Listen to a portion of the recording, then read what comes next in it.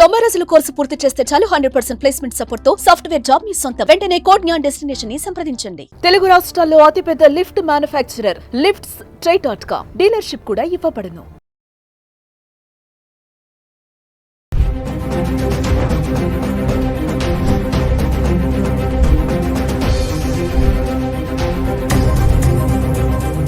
నమస్తే, welcome to Suman TV. ప్రస్తుతం మనతో పాటు ఉన్నారు family counsellor, public speaker Rajani Ramma garu. నమస్తే మ్యామ్. నమస్తే నవీన. మ్యామ్, టీనేజర్స్ చాలా మంది మాకు పెళ్ళి వద్దు బాబాయ్ ఇప్పట్లో అని చెప్పేసి ఒక డిసప్పాయింట్ లో ఉన్నారు చాలా మంది. కొంతమంది అంటే కెరియర్ అంతా సక్సెస్ అవ్వాలి అని చెప్పేసి కెరియర్ వైపు పరుగులు పెడుతున్నారు. ఇంకొంతమంది సరే కెరియర్ అంతా చూసుకుంటున్నారు, మరి వయసు అనేది అయిపోతుంది కదా, 3 దాటాక కూడా పెళ్లి మాట ఎత్తుతుంటే ఇప్పుడు వద్దు బాబాయ్ అని కొంతమంది అంటున్నారు. అసలు ఎందుకు ఇలా భయపడుతున్నారు, దేనికోసము? అంటే పెళ్లి అంటే ఒకప్పుడు అదొక ఏమంటారు అంటే సృష్టిలో అదొకటి మూలము, పెళ్లి, పిల్లలు, కుటుంబం, ఈ వ్యవస్థ ఇదంతా అంటారు కదా. మరి ఎందుకు యువత అంత ఇంట్రెస్ట్ లేకుండా మాకు పెళ్ళే వద్దు అసలు అని చెప్పేసి భయపడుతున్నారు? అంటే దీనికి కొన్ని కారణాల గురించి ఈరోజు మాట్లాడుకుందాం. కొన్నేందుకు డైరెక్ట్ కారణమే డబ్బే. అంతే, అన్నిటికీ మూలం డబ్బు. రోజు కూలీ చేసుకునే వాళ్ళ దగ్గర నుంచి, అంటే మీరు ఏజ్ చెప్పారు కదా, ఆ ఏజ్ గురించి చెప్తున్నా. అక్కడి నుంచి ఒక లెవెల్ వరకు కూడా, ఏ లెవెల్ అయినా కూడా, ఇది మనం చెప్పుకున్నాం ఆల్రెడీ, మళ్ళీ ట్రెండీగా చెప్తా. అందరూ కూడా డబ్బు అంటే ఏంటో బాగా అర్థమైంది వాళ్ళకి. పాత రోజుల్లో ఏంటంటే డబ్బు ఉన్నా లేకపోయినా ఏ వయసుకి అది జరిగిపోయేది. దానివల్ల ఏమైందంటే సరే ఓకే, తర్వాత ఇటువైపు కానీ అటువైపు రెండు పక్కల కాస్త డబ్బు ఉన్న వాళ్ళైతే ఆ పిల్లలు బాగానే అచీవ్ అయ్యారు. రెండు పక్కల డబ్బు లేని వాళ్ళైతే వీళ్ళు కూడా పేదరికం నుంచి లైఫ్ స్టార్ట్ చేసి చదువుకున్నా కానీ ఏదో ఒక మాస్తర్ ఉద్యోగాలు చేసుకుంటూ వచ్చిన సంపాదనతోనే అలాగే గొర్రెతో ఒకలాంటి జీవితాలు గడిపిన ఫ్యామిలీస్, అంటే ఆ వయసులో స్టార్ట్ చేసిన జీవితం ఒక 60 ఏళ్ళు వచ్చే వరకు కూడా ఈ పెద్దగా మార్పు లేకుండా ఆ ఎదుగు బొదుగు లేని డబ్బుతోనే గొర్రెతో ఒకలాంటి జీవితమే గడిపిన వాళ్ళు ఉన్నారు. అందుకని అలా వాళ్ళకి పుట్టిన పిల్లలు కానీ ఇక మామూలుగా ఇంకా ఎవరైనా కానీ డబ్బు వాల్యూని బాగా తెలుసుకున్నారు. బాగా తెలుసుకుని డబ్బు లేనిదే మనకి ఏది కూడా నడవదు. ముఖ్యంగా ఏంటంటే బయట పెరిగిపోతున్న ధరలు, ఖర్చులు అంటే ఒక రీజన్ లేని ధరలు. ఫర్ ఎగ్జాంపుల్ చూడండి, కిలో 50 రూపాయలు కూరగాయలు అంటాడండి. కిలో 50 రూపాయలు, ½ కేజీ వచ్చి 30 రూపాయలు అంటాడు. అంటే అక్కడ ఎంత అయినట్టు కేజీ 60 రూపాయలు చొప్పున నేను ½ కిలో కొంటే కనుక కిలో 60 రూపాయలు పెట్టి నేను కొనాల్సిందే కదా. మరి సరే, మళ్ళీ ఏమంటాడు, ఎవరో ఒకళ్ళో ఇద్దరే ఉంటారు ఫ్యామిలీ మెంబర్స్, వాళ్ళకి 1/2 కిలో కూడా వద్దు, ఒక ½ కేజీ కావాలి, ఇస్తాడు. ఇచ్చినప్పుడు ఏం చేస్తాడంటే ½ 20, 1/2 కేజీ 30 అంటాడు. అంటే నువ్వు ఈ ½ కేజీ కూరగాయలు తీసుకుంటే నువ్వు 80 రూపాయలు పెట్టి కొనాల్సిందే కదా. మరి ఒకవేళ పేదవాళ్ళు అనుకోండి, వాళ్ళు కేజీ 80 పెట్టి కొనే ఇది ఉందా? అలా అని చెప్పి ఎక్కువ కొనుక్కెళ్తే ఆ మిగిలిన కూరగాయలు వాళ్ళకి వేస్ట్. పాపం కొనలేని పరిస్థితుల్లో చాలామందే ఉంటారు. కాబట్టి అటువంటి వాళ్ళకు కూడా డబ్బు విలువ బాగా తెలుస్తుంది. అంటే ఆ అమ్మే వ్యక్తులు ఎవరైతే ఉన్నారో ఒక రీజన్ లేకుండా ఒక ఇది పెట్టుకున్నారు రేట్లు అనేవి. ఇంతకుముందు ఒక బార్గెనింగ్ అనేది ఉండేది. ఏదో 5 రూపాయలు 2 రూపాయలు తగ్గిస్తే పాపం వీళ్ళకి ఆ 2 రూపాయలకి 5 రూపాయలకి కరివేపాకు, కొత్తిమీర, 2 నిమ్మకాయలు వచ్చేవి. పాపం ఆ టైప్ ఆఫ్ ఫ్యామిలీస్ వాళ్ళకి ఎంత సంతోషం చెప్పండి.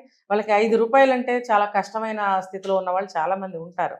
మరి వాళ్ళు ఇవన్నీ ఎదుర్కోవాలంటే కష్టం. ఎందుకు చెప్తున్నానంటే డబ్బు ఇలా ఉన్నాయి కాబట్టి ఏది తీసుకున్నా సరే డబ్బు అనేది అంత పెట్టవలసి వస్తుంది. కాబట్టి డబ్బు ఎంత అవసరం అనేది వాళ్ళకి బాగా అర్థమైపోయి రోజు కూలీ చేసుకునే వాళ్ళ దగ్గర నుండి పిల్లలు, పెద్దవాళ్ళ సంగతి మాట్లాడట్లా, పిల్లలు వాళ్ళ దగ్గర నుంచి పెద్ద లెవెల్ వరకు కూడా అందరికీ కూడా డబ్బు ఇంపార్టెన్స్ తెలిసింది, దాని యొక్క విలువ తెలిసింది. కానీ బాగా హై క్లాస్ లెవెల్లో ఉన్న వాళ్ళ పిల్లలు ఆ డబ్బుని ఏ రకంగా దుర్వినియోగం చేసి ఏ రకంగా ఎటు పోతున్నారనేది పక్కన పెడదాం. ఇంకా మిగతా స్థాయి వాళ్ళు ఏం చేస్తున్నారనంటే వాళ్ళు ఈ డబ్బుని ఎలాగ సంపాదించాలి, ఎలా మేము ఆ స్థాయికి చేరాలి. ఇప్పుడు మా పేరెంట్స్ ఎంత కష్టపడ్డారు, ఇంకా పడుతున్నారు. మేము ఒక 10,000 ఫీజు కట్టాలంటే వాళ్ళు అప్పుకెళ్ళి తీసుకొచ్చి ఆ ఫీజు కట్టాల్సిన పరిస్థితి. కాబట్టి మేము ఇందులో నుంచి బయటపడాలి, ఆ డబ్బు సంపాదించాలి. సరే, ఎడ్యుకేషన్ అనేది అందరూ చదువుకుంటున్నారు, జాబులు చేస్తున్నారు.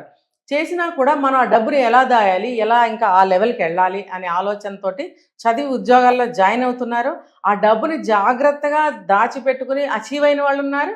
ఆ డబ్బు చేతిలో పడంగానే నాశనమైన వాళ్ళు ఉన్నారు. అంటే సంపాదించడం, దాచిపెట్టడం ఈ క్రమంలోనే ఈ పెళ్లి అనే మాట మర్చిపోతున్నారు, డబ్బు మీద పడ్డారు.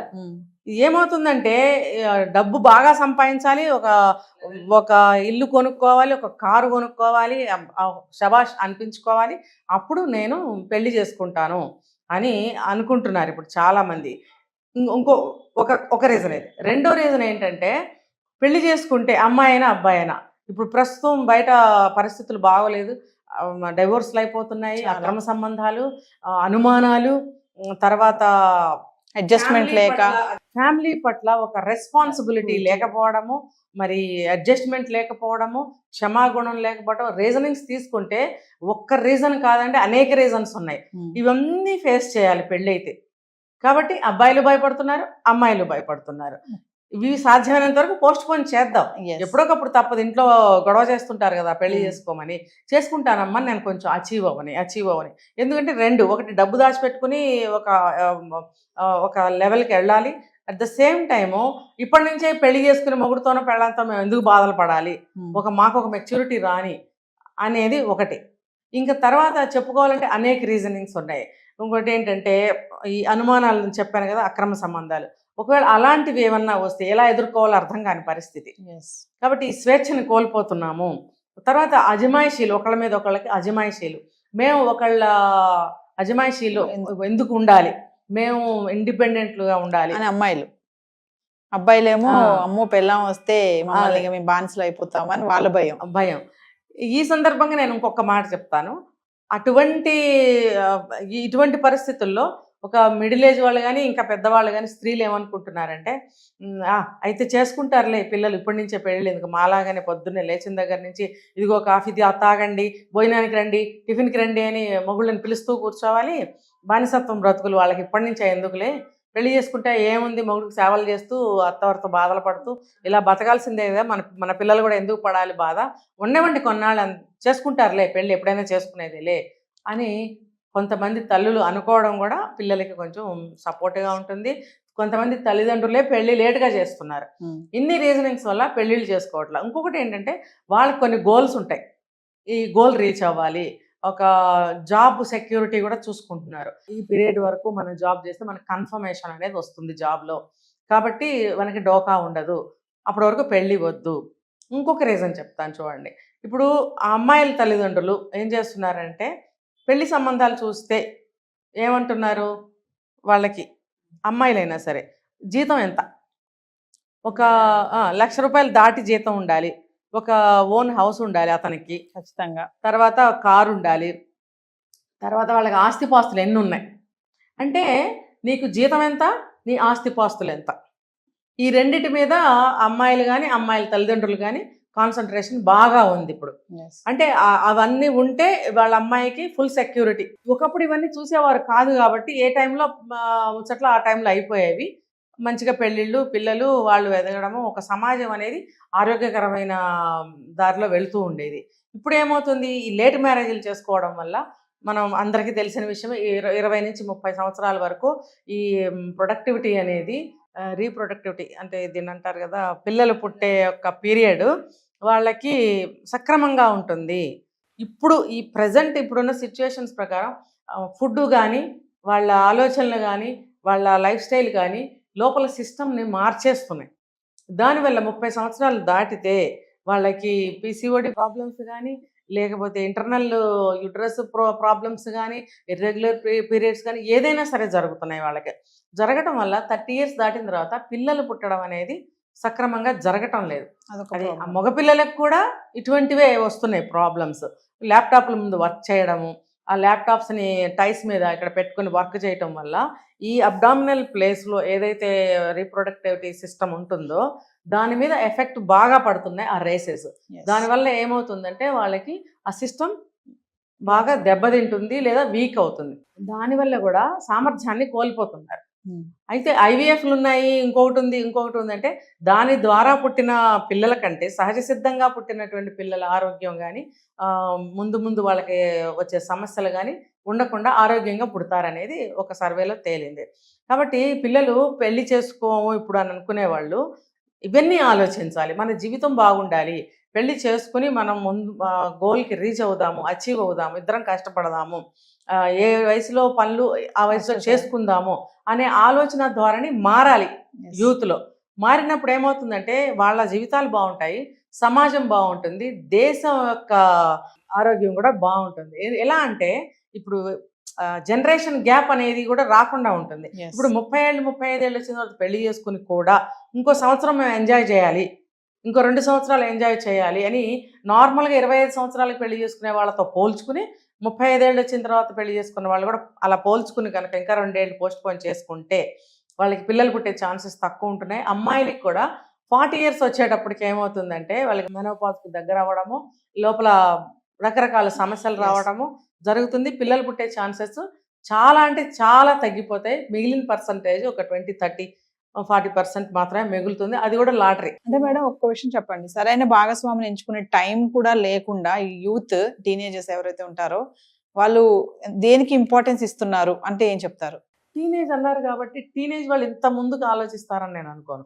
టీనేజ్లో వాళ్ళ పేరెంట్స్ కానీ వాళ్ళు కానీ పిల్లలు కానీ పెళ్లి గురించి ఆలోచిస్తారని నేను అనుకోను. వాళ్ళు ఎంతసేపు లవ్ అనే ఒక అట్రాక్షన్లో ఉంటారు అంతే తప్ప వాళ్ళు పెళ్లి వరకు వెళ్ళరు. వాళ్ళు ఒక 25 ఏళ్ళు వచ్చిన వాళ్ళు పెళ్లి గురించి ఇంట్లో ఎటు అంటారు, వాళ్ళకు కూడా ఒక ఆలోచన వస్తుంది, ఇప్పుడే మనకి పెళ్ళి ఎందుకు, 25 ఇయర్స్కే పెళ్ళి ఏంటి అని. కానీ నేను ఇచ్చే సజెషన్ ఏంటంటే మీరు చదువుకున్నారు, జాబ్లోకి వెళ్ళి ఒక 2-3 ఏళ్ళు ఉద్యోగం చేసిన తర్వాత మీరు మ్యారేజ్ చేసుకోవచ్చు. ఎందుకు అని అంటున్నానంటే మ్యారేజ్ చేసుకుని కూడా మీరు కష్టపడి మీ గోల్ని సాధించగలరు. ఎందుకంటే మీరు ఒక సంకల్పం అనేది గట్టిగా చేసుకుని మన లైఫ్లో ముందుకెళ్ళాలి, ఇంకా మంచిగా డెవలప్ అవ్వాలి అనే సంకల్పం మీలో ఉంటే కనుక మీరు కష్టపడగలుగుతారు. అంతేగాని అంటే పెళ్ళి ఒక మన అభివృద్ధికి ఆటంకము అనేది కూడా ఉంది, కానీ ఇద్దరు కూడా ముందుగా అనుకోవాలి. పెళ్ళికి ముందు మనం ఇట్లా ఒక గోల్ పెట్టుకుందాము, ఇలా ఉంటే మనము మన డెవలప్మెంట్ ఏముంటుంది అనేది ఒక మాట అనుకుని సహకారం కోరుకోవాలి. అందుకు ఇష్టమైతేనే మీరు పెళ్లి చూపులైనా మాట్లాడుకుంటున్నారుగా, లవ్ మ్యారేజ్ అయినా కొన్నేళ్ళు మాట్లాడుకుంటున్నారుగా. ఆ మాటలు ఏం మాట్లాడుకుంటున్నారు? మీరు జీవితానికి సంబంధించిన మాటలు మాట్లాడుకోండి. పెళ్లి చూపులు జరిగి మీ క్యాస్ట్లో చేసుకున్నా సరే, అంటే అరేంజ్డ్ మ్యారేజెస్ అయినా సరే మాట్లాడుకుంటున్నారు కాబట్టి మాట్లాడుకోండి విషయాలు, మీ యొక్క ఫ్యూచర్ గురించి మాట్లాడుకోండి, మీ అభిప్రాయాలు ఏంటని ఒకళ్ళు తెలుసుకోండి. తెలుసుకున్నప్పుడు మనం ఇలాగా వెళ్దాము, అందుకు ఇష్టమేనా, ఇష్టమైతే మనం ఈ 25, 26, 27 లోపల పెళ్లి చేసుకున్నా మనకి నష్టం ఏమి ఉండదు అని అనుకున్నప్పుడు ఖచ్చితంగా ఫ్యామిలీ సపోర్ట్ కూడా వీళ్ళకి ఇస్తారు పేరెంట్స్ అనేవాళ్ళు. మంచిదే కదా, పిల్లలకి తొందరగా మ్యారేజ్ అవుతున్నాయి. ఇంకోటి వాళ్ళకి కూడా ఓపికలు ఉంటాయి వీళ్ళకి ఏమన్నా చేయాలంటే. మీరు 30-40 వచ్చాక పిల్లల్ని కంటే వీళ్ళు మీకు వచ్చి ఏదన్నా హెల్ప్ చేయాలి, సర్వీస్ చేయాలంటే ఎలా చేయగలుగుతారు? ఆనక వీళ్ళు ఏం చేయలేదు అని మీరు వాపోతారు. ఎందుకు వాపోవాలి? అన్నీ కూడా మైండ్ మనది, మన ఆలోచన సక్రమంగా ఉంటే అన్నీ సక్రమంగా జరుగుతాయండి. తీసుకునే ప్రతి నిర్ణయం కూడా మన ఆలోచన బట్టే ఉంటుంది. కాబట్టి మనం ఒకసారి చెప్పుకున్నాం, మనం పుట్టిన దగ్గర నుంచి ఈ రోజు వరకు కూడా మనం తీసుకున్న అనేకమైనటువంటి లక్షల నిర్ణయాలు తీసుకున్న ఫలితమే మనం ఇవాళ ఇక్కడ ఉన్నాం. మనం ఎన్నో నిర్ణయాలు తీసుకుంటూ ఈ రోజు వరకు వచ్చాం. ఈ రోజు మనం ఇలా ఉన్నాము అని అంటే ఎన్నో లక్షల నిర్ణయాలు తీసుకున్న మీదట మాత్రమే మనం ఇక్కడ ఈ స్టేజ్లో ఉన్నాము. కాబట్టి మనం తీసుకునే ప్రతి నిర్ణయం కూడా ఒక మంచి వైపు, ఒక మన గోల్ వైపు, మన యొక్క ఆశయాల వైపు నడిపించుకోగలగాలి. ఆ నిర్ణయాలు, ఆ ఆలోచనలు అలా ఉండాలి. అలా మీరిద్దరు తీసుకున్నట్టయితే పెళ్లి చేసుకున్న తర్వాత ఒక 5-6 నెలల్లో ఎంజాయ్ చేసినాక కూడా పెద్దలు చెప్తారు సంవత్సరం లోపల ఒక బిడ్డను కనాలి అని. ఎందుకు చెప్పారు? మీకు త్వరగా సిస్టమ్ అనేది బాగుంటుంది, ఆరోగ్యకరంగా ఉంటుంది, వాళ్ళకి కూడా సేవ చేసే వ్యక్తి ఆరోగ్యం ఉంటుంది. ఇంకొకటి, కొంతమంది ఆస్తులు కోల్పోతారండి సడన్గా. ఇవి నేను జరిగినవి చెప్తున్నా. ఆస్తులు కోల్పోయినప్పుడు పిల్లలకి పురుడు కూడా పోయలేని స్థితికి వచ్చేస్తారు. అప్పటి వరకు బ్రహ్మాండంగా వెలిగిన వాళ్ళు ఉంటారు. సడన్గా ఆస్తులు పోగొట్టుకుని వేరే రెంటెడ్ హౌస్లోకి వెళ్ళిపోయి పిల్లలకి ఒక 100 రూపాయలు గిఫ్ట్ ఇచ్చే పరిస్థితి కూడా వాళ్ళ దగ్గర ఉండనప్పుడు వీళ్ళని ఆడపిల్లల్ని తీసుకొచ్చి ఎలా వాళ్ళకి పురుడు పోస్తారు? కాబట్టి పెద్దలు ఏనాడో చెప్పారు, ఏ వయసుకి ముచ్చట త్వరగా కానియండి, మేము ఉండంగానే మీరు త్వరగా కానియండి, Yes. సంవత్సరం లోపల ఒక బిడ్డని కనండి, లైఫ్ అంతా మీరు ఎంజాయ్ చేసుకోవచ్చు. ఎందుకు అని అంటే మీకు ఒక 30-35 ఏళ్ళు వచ్చేటప్పటికి పిల్లలు అంతంత అయిపోతారు, చక్కగా వాళ్ళ పనులు వాళ్ళు చేసుకుంటారు, చదువుకుంటారు. మీరు ఎంజాయ్ చేయడానికి ఏం అడ్డం? మీకు ఇంకా ఆరోగ్యం ఉంటుంది, ఫ్రీ అవుతారు త్వరగా. Yes. అలాగే మేము కూడా శక్తిగా ఉంటాం, మంచి మాకు కూడా కొంత ఏజ్ మిగులుతుంది. మా దగ్గర అన్ని ఉన్నప్పుడే మీరు అన్ని జరిపించుకోండి అని పెద్దలు చెప్తారు. Yes. ఇప్పటికీ చెప్తున్నారు చాలా మంది, మేము బాగున్నప్పుడే మీరు అన్ని జరిపించుకోండి, ఆనక మీరు బాధపడకూడదు, బాధపడితే ప్రయోజనం ఉండదు అని చెప్తారు. ఇవి నేను ఇంత పర్టికులర్గా ఇంతసేపు ఎందుకు చెప్తున్నానంటే చాలా మంది ఇవి తెలియవు. ఒకవేళ పెద్దవాళ్ళు ఎవరైనా ఇళ్లలో చెప్తున్నా ఆ మాటలకి అర్థాలు తెలుసుకునేంత టైం వాళ్ళకు ఉండదు. వినరు అసలు, ఫస్ట్ ఆఫ్ ఆల్ వినరు. ఇలా పర్టికులర్గా ఇలా వివరంగా చెప్తుంటే ఏంటో ఇవిడ పాపం చెప్తుందని చెప్పి విన్న వాళ్ళు ఉంటే వాళ్ళకి వర్కౌట్ అవుతుంది అన్నమాట ఇది. కాబట్టి తల్లిదండ్రులు ఓపిక డబ్బు ఉన్నప్పుడే మీకు అన్నీ చేయగలుగుతారు. మీరు కూడా సకాలంలో పెళ్లి చేసుకోండి, సకాలంలో బిడ్డలను కానండి. మీ అచీవ్మెంట్స్, మీ గోల్స్ ఏమన్నా ఉంటే మా వైఫ్ అండ్ హస్బెండ్ ఇద్దరు కూడా సహకారం తీసుకుని ముందుకు వెళ్ళండి. జీవితాలు బాగుంటాయి. సక్రమమైన వయసులోనే పెళ్ళిళ్ళు చేసుకోవచ్చు. Thank you.